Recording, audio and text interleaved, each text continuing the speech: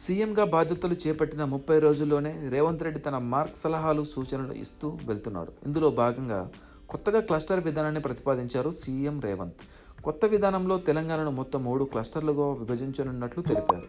Hyderabad outer ring road లోపల urban cluster, ORR తర్వాత regional ring road వరకు మధ్యలో ఉన్న ప్రాంతాన్ని సెమీ అర్బన్ క్లస్టర్, ఆర్ఆర్ఆర్ తర్వాత చుట్టూరా ఉన్న ప్రాంతాన్ని రూరల్ క్లస్టర్గా గుర్తించి పరిశ్రమల స్థాపనకు ప్రోత్సాహం అందిస్తామని చెప్పారు.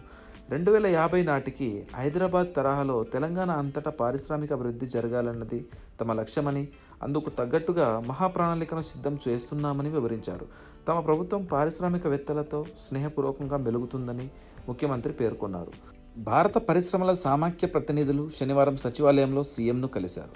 పారిశ్రామిక అభివృద్ధికి అవసరమైన పెట్టుబడులు, రాయితీలు, ప్రోత్సాహకాల కోసం సరికొత్త ఫ్రెండ్లీ పాలసీని తీసుకొస్తామని సీఎం చెప్పారు.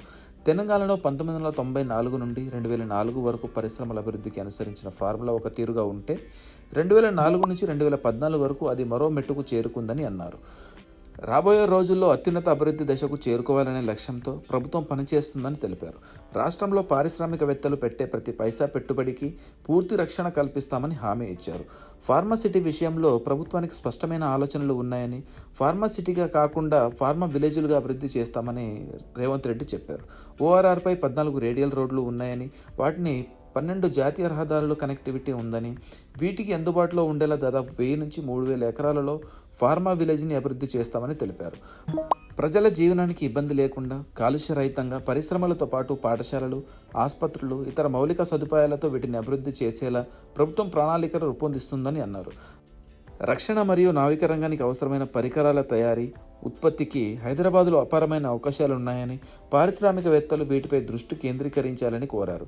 కొత్తగా సోలార్ పవర్ పాలసీని రూపొందిస్తున్నామని, సోలార్ ఎనర్జీ పరిశ్రమలకు తగిన ప్రోత్సాహకాలు అందిస్తామని చెప్పారు. రాష్ట్రంలో 35 లక్షల మంది నిరుద్యోగులను గత ప్రభుత్వం మాదిరిగా భారంగా భావించటం లేదని సీఎం స్పష్టం చేశారు. వీరందరినీ పరిశ్రమల అభివృద్ధిలో పాలు పంచుకునే మానవ వనరులుగా చూస్తామని, యువతీ యువకులకు అవసరమైన నైపుణ్యాలు నేర్పించేందుకు స్కిల్ యూనివర్సిటీలను నెలకొల్పుతామని చెప్పారు.